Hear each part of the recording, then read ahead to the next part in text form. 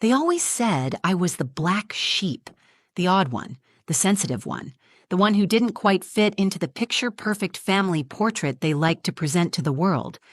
But I never thought I'd be erased entirely, until the lawyer opened that folder and read Grandma's will.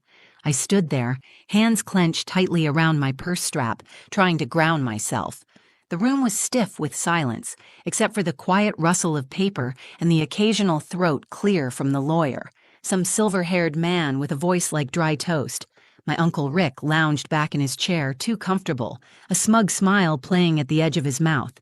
His Rolex glinted under the fluorescent light like it had something to say. Jenna sat beside him, her manicured nails tapping against her phone screen, while Max slouched like he was already bored. Me? I was the last to sit, barely on the edge of the chair, trying not to show how much my legs were trembling. Then the words came. To my beloved son, Richard Morrison, I leave the house and the estate property located on... My breath hitched. To my grandchildren, Jenna and Max, I leave my savings account and all valuable possessions contained therein. Nothing. Not a single word about me. It felt like someone had opened a trapdoor beneath me. I blinked rapidly, trying to make sense of it. I must have misheard. Maybe I'd missed a page? I opened my mouth, but no sound came. The lawyer looked up at me like he already knew what I was going to ask and didn't want to deal with it. That's when Max leaned over and said, under his breath, but just loud enough for me to hear, "Guess she really meant it when she called you the black sheep." His voice was coated in fake sympathy, that kind of fake that made my skin crawl. I looked at him, forcing a smile I didn't feel, but my cheeks twitched from the effort. His eyes flicked away. He knew he'd hit a nerve. He always knew how to hit a nerve. Uncle Rick didn't say a word. He just folded his arms and tilted his chin, like this had all gone exactly as he planned. And maybe it had. My heart was pounding, but I stayed quiet. What could I say? That there had to be some mistake? That Grandma Ruth would never leave me out like this? That she loved me? But what proof did I have? I could almost hear her voice, soft and warm, the way she used to whisper, "You're my heart, Emmy," when she tucked me in. That quilt she wrapped me in on stormy nights. Her hands gnarled with arthritis, brushing my hair back when I cried. All of it felt so real, and now it felt like a lie. I waited, hoping the lawyer would say more. A letter, a note, something, anything. But the folder closed with a dull snap, and that was it. It was over. "Thank you for coming," he said, already reaching for his next file. The others stood. Laughter, a clap on the back from Rick to Max. "Guess we'll be needing a U-Haul," Jenna said, flipping her hair. I walked out without a word, not because I was okay, but because if I opened my mouth, I was afraid I wouldn't stop screaming. Back at my motel room, I dropped my keys on the chipped dresser, sat on the edge of the bed, and just stared at the quilt Grandma had left me. It was folded neatly in the corner, blue and cream hand-stitched stars across the fabric. No one else wanted it. Of course they didn't. It wasn't worth anything, not to them. But for some reason, it was the only thing that made me feel like I hadn't been completely forgotten, and I didn't know it then, but that old quilt was about to change everything. I hadn't been back to Millfield in almost 8 years. The drive into town felt like rewinding a home video I wasn't sure I wanted to see again. The same rusted "Welcome to Millfield" sign, the same stretch of oaks bending over the road like old guardians. Everything looked smaller than I remembered. Or maybe I'd just grown too much. Grandma Ruth's house was still there, just off the dirt road, tucked behind the weeping willows she used to trim every spring. The porch swing creaked lazily in the breeze, like it had been waiting for someone to sit. I stood at the edge of the gravel driveway, my fingers tightening around the strap of my bag, not ready to go inside, but not able to turn back either. The funeral had been the day before, short, cold, and full of faces I hadn't seen in years. No one hugged me. No one asked where I'd been. The whole thing felt more like a family reunion I hadn't been invited to. Growing up, Grandma's house had been the only place that ever felt safe. After Mom died, when I was 12, she took me in without hesitation. Uncle Rick had offered to help, but even at 12, I could tell he didn't want the burden. Grandma never saw me as one. She gave me hot chocolate when I cried, told me bedtime stories when I had nightmares, and sat through every one of my awkward school plays. She was everything. And yet, standing in that familiar yard, all I could feel was a strange emptiness, like something had been scooped out of me and nothing was left but air and ache. Inside the house, everything was just how she'd left it.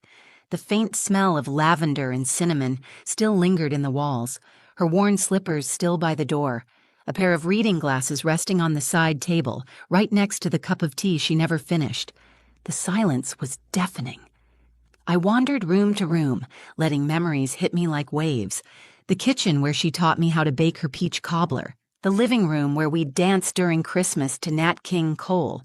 Her bedroom, now hollow and cold, where I used to sneak in during thunderstorms just to be near her heartbeat. That heartbeat was gone now. And the will? It felt like the final nail in the coffin. I tried to keep telling myself that maybe there was a reason. Maybe she'd been pressured, confused. Maybe someone forged it. I didn't want to believe she'd left me out on purpose. She couldn't have. Not Grandma Ruth. I sat on the floor of my old bedroom, legs crossed like I was 15 again. The wallpaper was peeling now, the posters gone. But it still felt like mine, like a ghost of who I used to be was sitting there beside me. That's when I saw it. On the edge of the bed, a quilt, folded perfectly, just like she always did. I walked over and picked it up. It smelled like her. That blend of rose water and peppermint she always wore. My fingers brushed across the soft fabric, tracing the hand-stitched stars. I remembered her saying once, "Every star is a prayer." I pulled it close, wrapping it around my shoulders like armor. It didn't fix the ache, but it held it with me. And that meant something. I had no inheritance, no house, no apology, just this quilt. And yet, it felt like Grandma had left me something more, something that no one else saw. I didn't know what yet, but I was starting to feel it, a whisper under the silence, a truth waiting to be found. I couldn't stop replaying it in my head, the lawyer's voice, the smug look on Uncle Rick's face. Max's whisper, "You were always the black sheep." Those words were like a splinter I couldn't dig out, small, sharp, buried deep. And the more I tried to forget, the more it festered. That night I barely slept. I lay on the motel bed, staring at the ceiling, wrapped in Grandma's quilt like it could somehow shield me from the truth. My mind raced with questions I'd never get answers to. Had Grandma really meant to leave me nothing? Was it some kind of punishment for not visiting enough? For leaving town? For living my own life? But no matter how I twisted the story in my head, it didn't fit. Grandma wasn't cruel. She wasn't forgetful either. She called me every birthday without fail, sent care packages to my college dorm with handwritten notes and ridiculous socks. When I got laid off last year, she was the one who wired money without me even asking. And during our last call, just weeks before she passed, she said, "There's something I want to give you when you come home." Something. I didn't know what, and I never got to ask. The next week, she was in the hospital. A stroke. No warning. I sighed, pushing the quilt off my shoulders. My fingers traced the stitching again, a nervous habit. That's when I felt it. A ridge, right beneath the bottom star. I froze. It didn't feel like a lump in the fabric. It felt flat, folded, like paper. Heart pounding, I turned on the lamp and laid the quilt out on the bed. My fingers moved with urgency now, searching. And there it was. A hidden seam. Tiny, almost invisible, but there. Carefully, hand-stitched. My breath caught. Grandma had sewn something into the quilt. I reached into the small pocket she'd hidden there and pulled out a folded envelope, thick and slightly yellowed at the edges. My name was written across the front in her familiar handwriting, Emily. My hands trembled as I opened it. Inside was a letter, and beneath it a second envelope marked "Revised Will, Notarized." I stared at it, stunned. I looked back at the letter, and my eyes immediately welled with tears. "My dearest Emily, if you're reading this, then something went wrong. I updated my will last month, after we spoke on the phone. I wanted to make sure you were taken care of. You've always been my heart, but I worried that Rick would try to interfere. That's why I asked my friend Marianne to notarize it quietly. I hid it here, where I knew only you would find it. Don't let them take what I meant for you. Love always, Grandma Ruth." I sat there, completely still. The room seemed to tilt sideways. One moment I was grieving. The next, I was furious. She had changed her will. She did want me to have something. Uncle Rick and his kids, they knew. Or at least they suspected. That's why the smugness. That's why everything had felt so rehearsed, so final.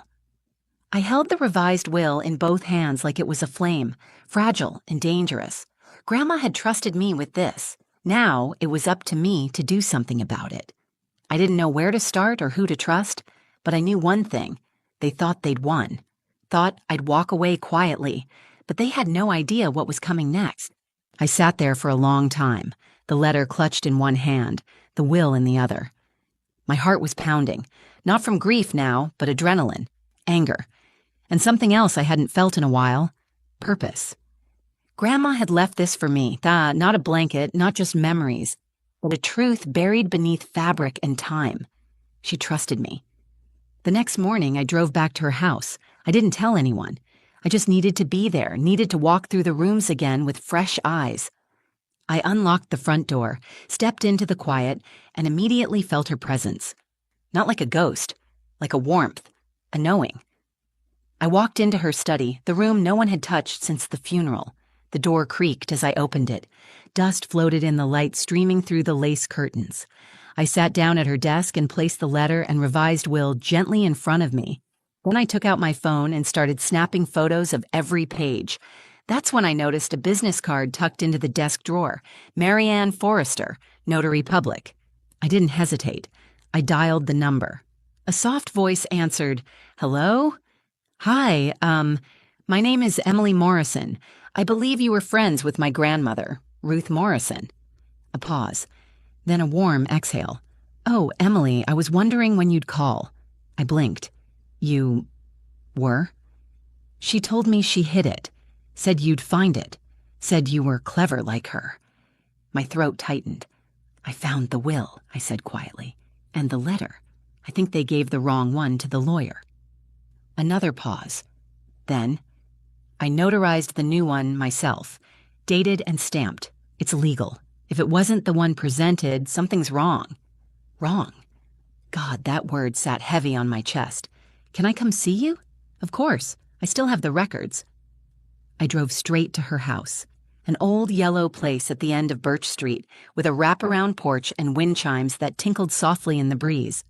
Marianne was kind, maybe in her 70s, with warm brown eyes and hands that shook just slightly when she handed me a copy of the notary record. "It proves it's authentic," she said. "If they ignored this, well, you might want to talk to a lawyer." So I did. Back at the motel, I sat cross-legged on the bed with my laptop and started searching. Not for revenge, not yet. I just wanted clarity. I found a small law firm nearby, one that specialized in wills and inheritance disputes.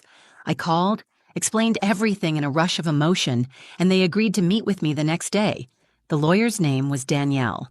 Mid-30s, sharp eyes, and no patience for injustice.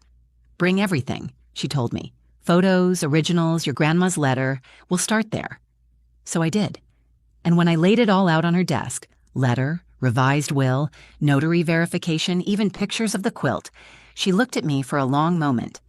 "This is airtight," she said finally. "If they filed the old will knowing this one existed, that's not just a mistake. That's fraud." The word hit like a bell in my chest.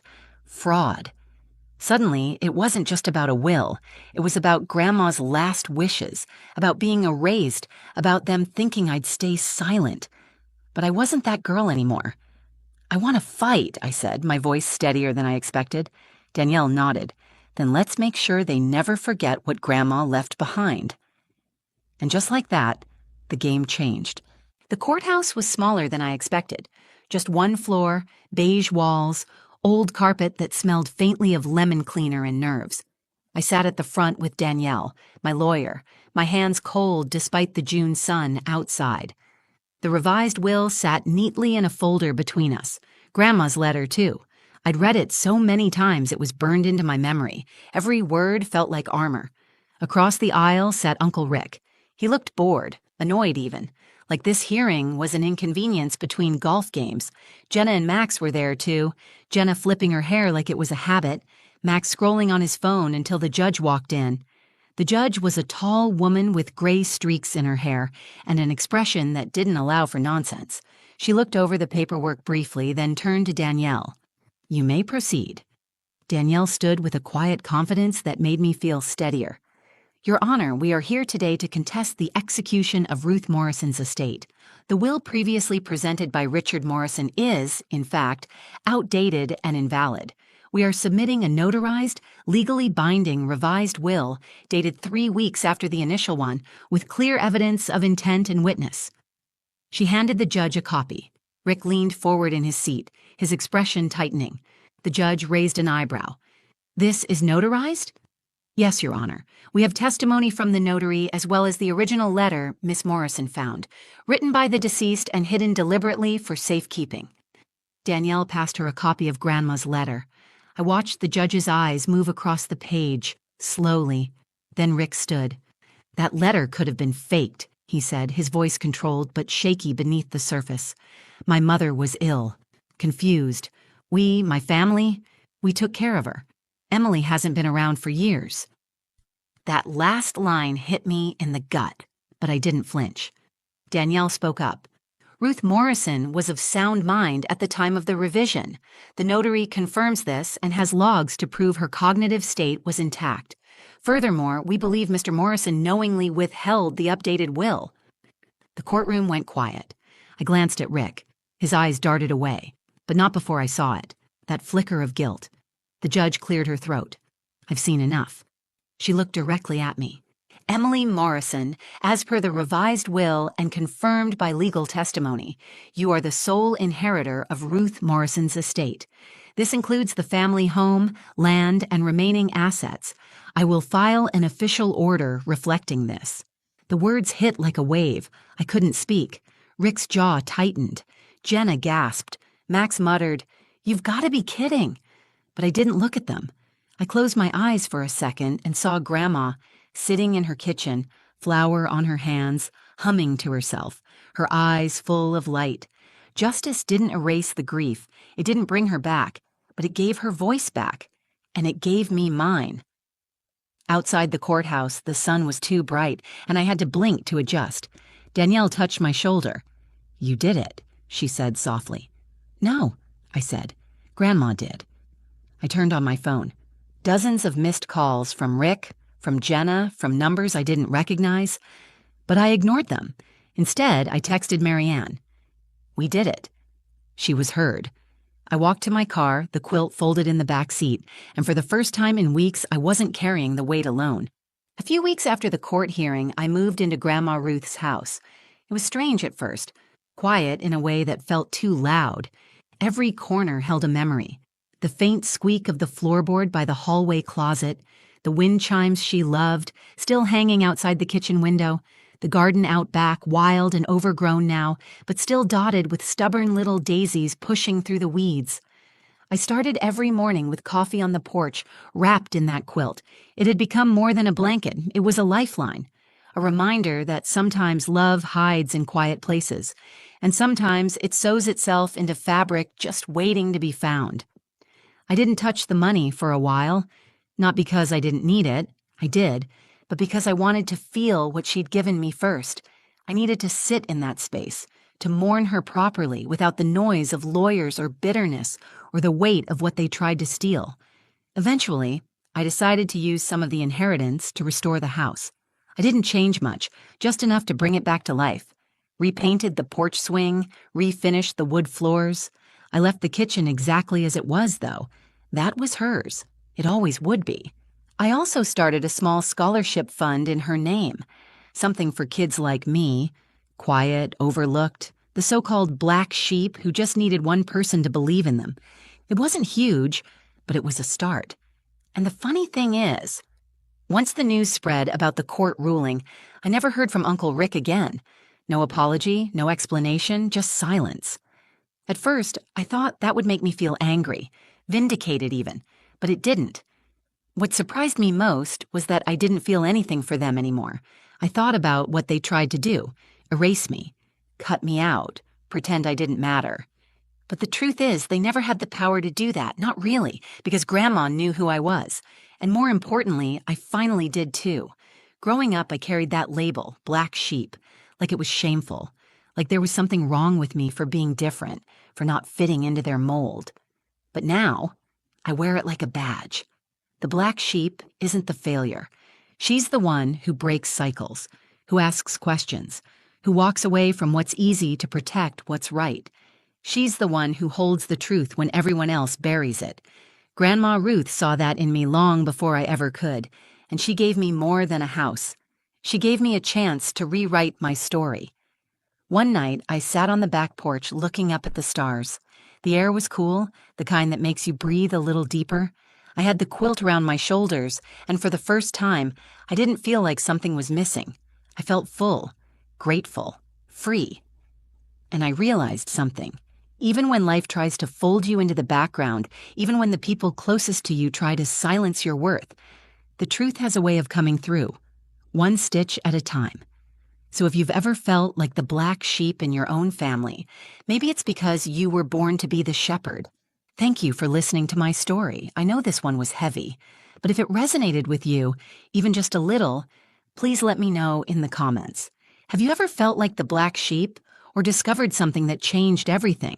I'd love to hear your story too. If this video meant something to you, please give it a thumbs up and share it with someone who might need to hear it. And if you're new here, welcome. I'd be so grateful if you subscribed and joined this little corner of the internet where stories like this get to be heard. Until next time, take care of yourself. And remember, sometimes the ones who don't fit the mold are the ones who were born to break it.